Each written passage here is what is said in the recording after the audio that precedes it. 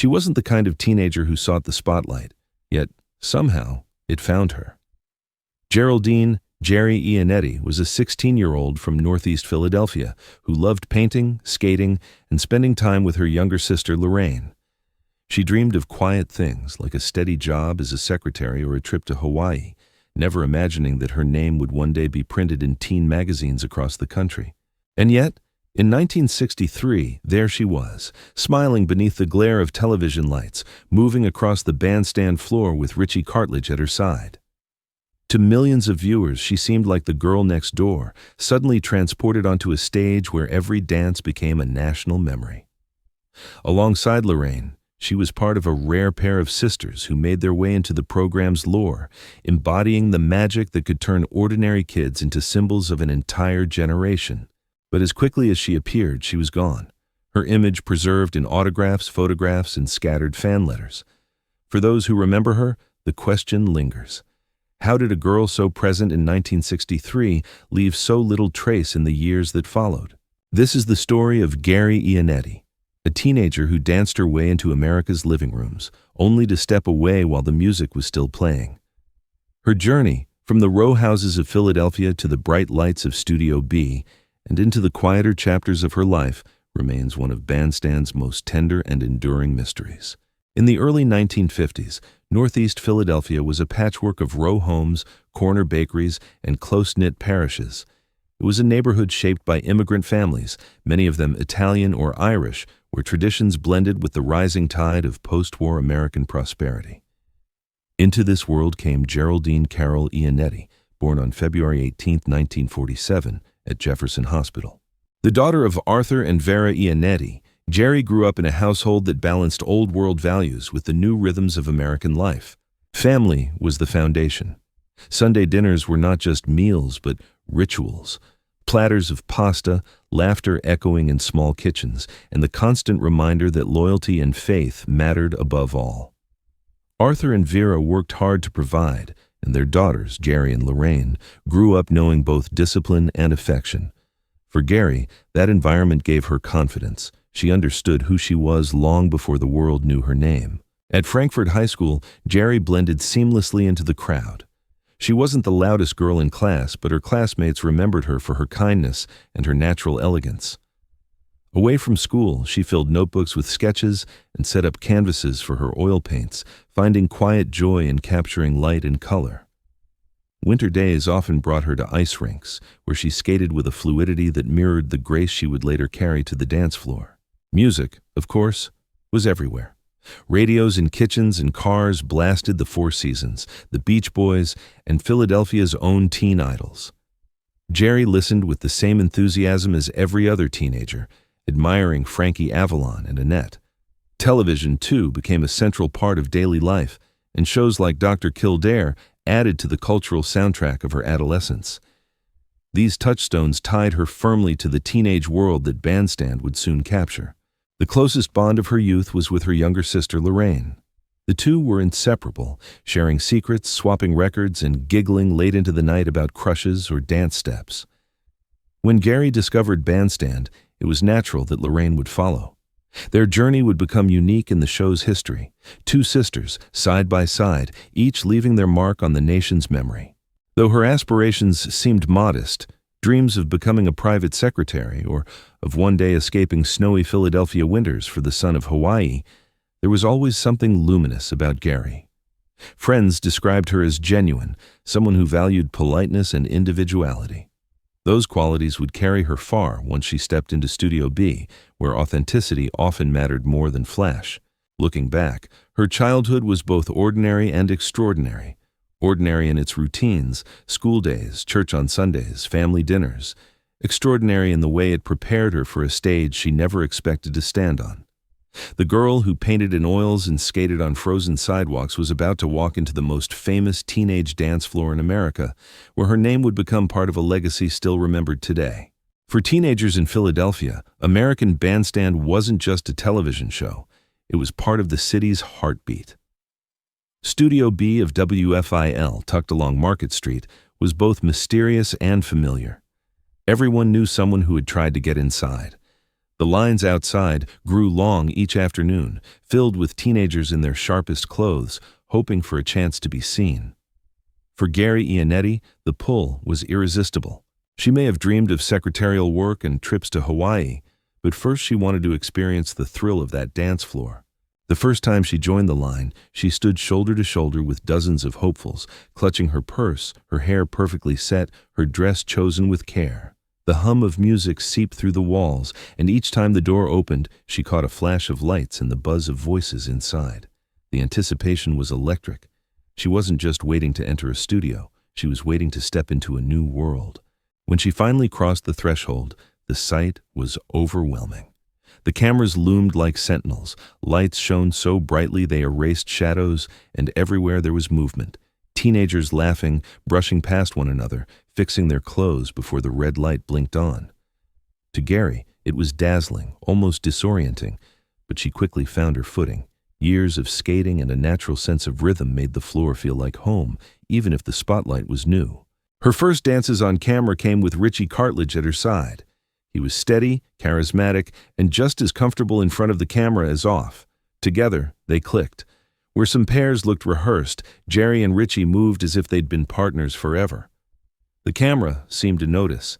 In footage that survives from 1963, they appear again and again, woven into the fabric of the show's most memorable moments. Not long after, Lorraine also found her way into Studio B. For viewers, it was a novelty to see two sisters dancing among the regulars, each with her own charm. For Geri, it was reassurance. Whatever happened under those lights, she wasn't alone. The bond they shared at home now extended into the televised space that millions of Americans were watching each afternoon. The first letters arrived soon after. Fans wrote to Geri, the brunette dancing with Richie, or simply the Iannetti sisters. Teen magazines picked up her name, and the 1963 Regular Secret album gave her a printed profile, complete with her likes, dislikes, and a handwritten autograph. Almost overnight, Geri had become more than a girl from Frankfurt High. She was part of America's teenage culture, broadcast coast to coast. That first entry into Studio B wasn't just an adventure. It was the beginning of a transformation, from neighborhood girl to national presence. For Geri, the thrill of stepping into that spotlight was unforgettable, but it was also just the start of a journey that would define her teenage years and leave echoes that still remain in memory. By the time the autumn of 1963 arrived, Geri Iannetti was no longer simply another face on the bandstand floor. She had become one of its quiet stars. Each afternoon, millions of viewers tuned in to see the latest top 10, and there, framed by the sweeping motion of the cameras, was Geri. Her presence was unmistakable, a girl who balanced modesty with grace, who could dance with poise while still appearing completely approachable. What set her apart was not flamboyance but authenticity. Geri's hair, dark and neatly styled, framed a smile that radiated warmth without artifice. She didn't overwhelm the screen. She invited viewers in. Her fashion choices, simple dresses and soft tones, spoke to teenage girls across the country who clipped photos from magazines and tried to replicate her look. While other regulars courted attention with flashier styles, Geri's strength was subtlety. She embodied the everyday elegance of a generation. It was her partnership with Richie Cartledge that helped catapult her into the spotlight. Together they were featured in segments of hit songs like Walk Like a Man and Cry Baby Cry. Their movements, fluid and natural, stood out in contrast to the stiff rehearsals of other couples. Fans noticed. Teenagers from Ohio to California wrote letters praising the brunette with Richie, and soon her name, spelled carefully in print as Geraldine Carol Iannetti, was circulating far beyond Philadelphia. The Regular Secret album of 1963 immortalized her further. In its pages, fans discovered not only her face, but her handwriting, her dreams, her quirks. They learned she loved Frankie Avalon, that she adored every shade of blue, that ravioli was her favorite food, and that her ambition was to become a private secretary. These intimate glimpses bridged the gap between television and real life, making her feel not like a distant performer, but like a friend who happened to dance on national television.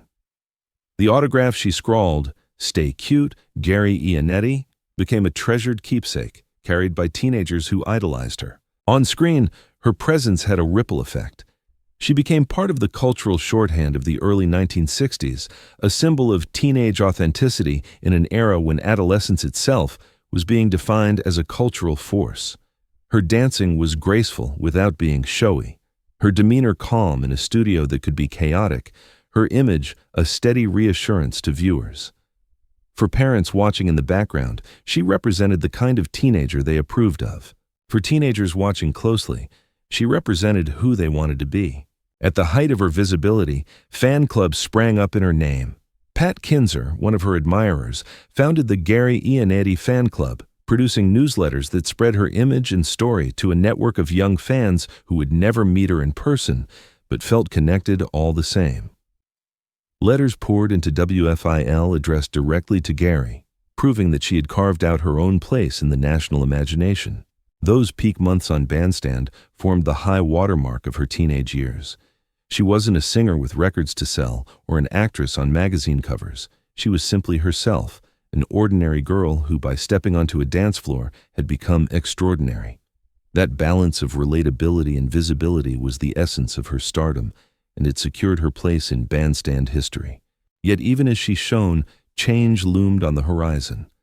The program's move to Los Angeles would test every regular's future, and for Geri, the decision of whether to remain in the spotlight or return to ordinary life was drawing near. For viewers who tuned in during 1963, the image of Geri Iannetti was almost always paired with Richie Cartledge. They weren't just two dancers sharing a floor, they were a duo whose timing, ease, and charm turned them into one of Bandstand's most admired couples. Their partnership was born not from stage management or producer design, but from natural connection. When the music played, they seemed to instinctively know each other's rhythm, and that chemistry resonated with audiences far beyond Philadelphia. On screen, their pairing appeared effortless. Richie's confident lead and Geri's graceful following created a balance that looked polished without seeming rehearsed. Camera operators often found them in the crowd because their movements stood out, fluid, synchronized, yet unpretentious. Whether they were dancing to a Four Seasons hit or a tender ballad, their presence gave viewers a sense of joy. For a generation of teenagers, they embodied what a perfect dance partnership should look like. Behind the camera, however, things were less glamorous and more down to earth. Like every other regular, Geri and Richie lined up outside the studio, hoping to secure their spot inside. They laughed with friends in the chilly air of Market Street, teased each other about small mistakes during dances, and exchanged the kind of secrets only teenagers share. Once inside, the rules were clear. Dick Clark kept Bandstand wholesome, and the dancers were expected to maintain appearances. No dancing too close, no behavior that might spark criticism. For Geri and Richie, it meant striking a delicate balance between natural chemistry and public restraint. The audience never saw the little mishaps that made their partnership real. There were moments when Richie nearly lost his footing during a fast spin, or when Geri's shoe slipped on the polished floor. Instead of faltering, they laughed it off, continuing to move as if nothing had happened. That ability to carry mistakes with grace made them even more beloved. Fans didn't want perfection, they wanted authenticity, and Geri and Richie gave them exactly that. Fan clubs amplified the magic. Teenagers across the country wrote letters praising the pair, and some clubs even promoted them together, rather than individually. The Geri Iannetti fan club, organized by Pat Kinzer, regularly mentioned Richie as well, proving that their popularity was intertwined.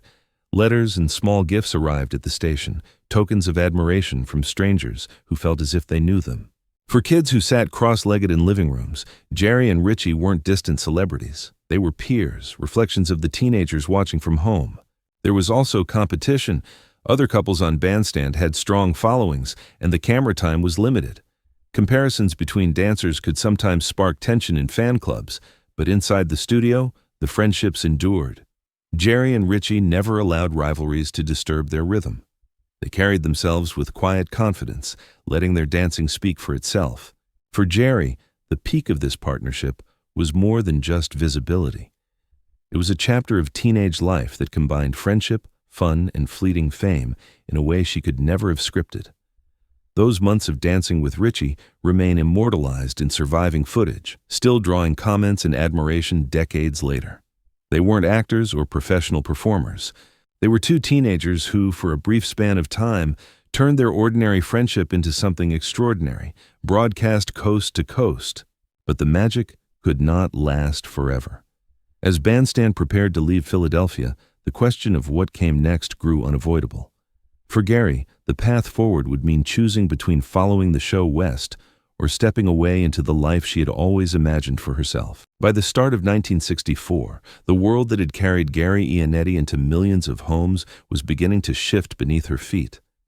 American Bandstand, the show that defined her teenage years, was preparing to leave Philadelphia for Los Angeles. For Dick Clark and the network, the move was a step toward expansion and greater reach. For the teenagers who had become beloved regulars, it was something else entirely, the end of an era. For Geri, the decision of whether to follow the show west was never really a question. Her dreams had always been rooted in practical ambitions, secretarial work, family, the possibility of travel someday. Hollywood's glare held little appeal. She was 16 when she first stepped into Studio B, and by the time the show left her city, she was ready to focus on school, family, and the quiet life she valued. Unlike some peers who saw Bandstand as a springboard to careers in entertainment, Geri viewed it as a chapter of her youth, not a lifelong calling. The pressures of life on the show had already begun to weigh on her. Though she carried herself with composure, maintaining a flawless appearance day after day was exhausting. The thrill of being recognized in fan magazines and receiving letters was balanced by the fatigue of always needing to live up to expectations. For someone who cherished authenticity, the performative nature of the spotlight often felt at odds with who she truly was. Her partnership with Richie Cartledge remained steady until the very end. They danced together in contests, spotlight moments, and countless ordinary segments, creating memories that viewers never forgot. But as Bandstand prepared to uproot, even their magical pairing could not escape the reality that nothing stays the same forever. Their final dances together were filled with the bittersweet knowledge that change was inevitable. The deeper turning point in Geri's life came within her own family. Her sister Lorraine, who had shared both the home in Northeast Philadelphia and the dance floor of Studio B, was an inseparable part of her journey. Together they had lived the dream of being regulars, their names written into fan magazines side by side. Yet Lorraine's life would be heartbreakingly short. In 1973, she passed away from heart failure at just 24 years old. For Geri, the loss was profound, a reminder that the joy of those Bandstand years was forever entwined with fragility and sorrow. When Geri finally left Bandstand, there was no farewell speech or final performance. She slipped out quietly, just as she had entered, unassuming, graceful, and true to herself. Fans noticed her absence, and some wondered what had become of her. But for Geri, stepping away was not a disappearance. It was a choice to return to the path she had always imagined, a life defined not by television cameras, but by family, friendships, and simple joys. In hindsight, her decision gave her freedom. While the move to Los Angeles might have promised continued visibility, it also would have required sacrifices she wasn't willing to make. By leaving, she preserved the authenticity that had always been her hallmark. She would be remembered not for overstaying her time in the spotlight, but for the brief shining moment when she and Richie lit up the dance floor in Philadelphia. And as the credits rolled on that chapter of her life, Geri stepped into the next with the same quiet confidence she had carried all along. Ahead lay marriage, family, and the ordinary joys she had once listed in her teenage profile, proof that stepping out of the spotlight can sometimes be the truest way of staying true to yourself. When Geri Iannetti stepped away from the polished floor of Studio B, she did not vanish into silence. She simply redirected her steps into a life that better reflected her values. She married and became Geri Robinson, building the foundation of a family that would anchor her far more deeply than the fleeting recognition of television ever could. In her home, the spotlight was replaced by the glow of kitchen lights, the rhythm of family conversations, and the steady responsibilities of being a wife, mother, and later grandmother. For those who had once written her fan letters, it may have seemed as though she disappeared. But in truth, she was living out the hopes she had expressed in the 1963 Regular Secret album. She pursued secretarial work, poured energy into her household, and savored the kind of ordinary joys she had once scribbled about in her teenage handwriting. ravioli dinners, shades of blue, and the satisfaction of creating with her hands, especially through her painting. Oil painting, which had been a hobby during her school years, followed her into adulthood as a quiet but constant passion. The memory of her sister Lorraine accompanied her through every stage of life. Losing Lorraine in 1973 was a heartbreak that never fully healed, but it also deepened her sense of gratitude for the time they had shared.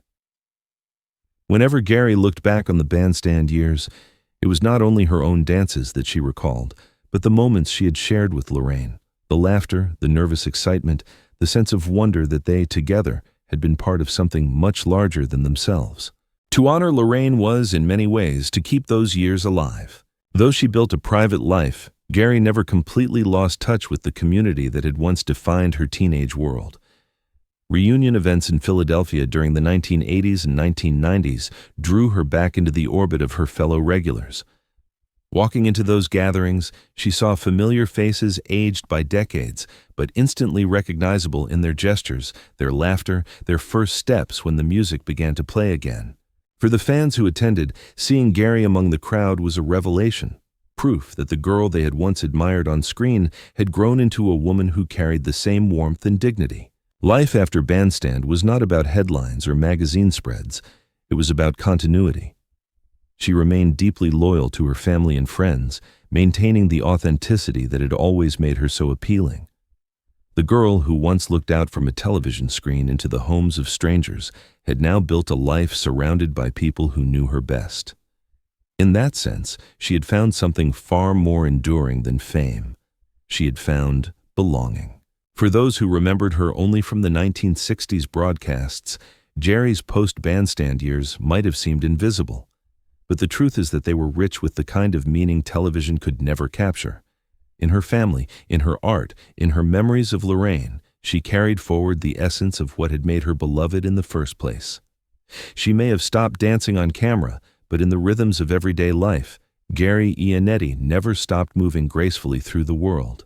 The legacy of Geri Iannetti rests not in the number of dances she performed or the length of her time on camera, but in the authenticity she brought to American Bandstand. For a brief moment in 1963, she represented the promise of the show itself, that ordinary teenagers could step into a studio and become part of a national story. Her grace, her friendship with Richie Cartledge, and her bond with her sister Lorraine made her more than just another regular. They made her a symbol of how real life and television briefly intertwined.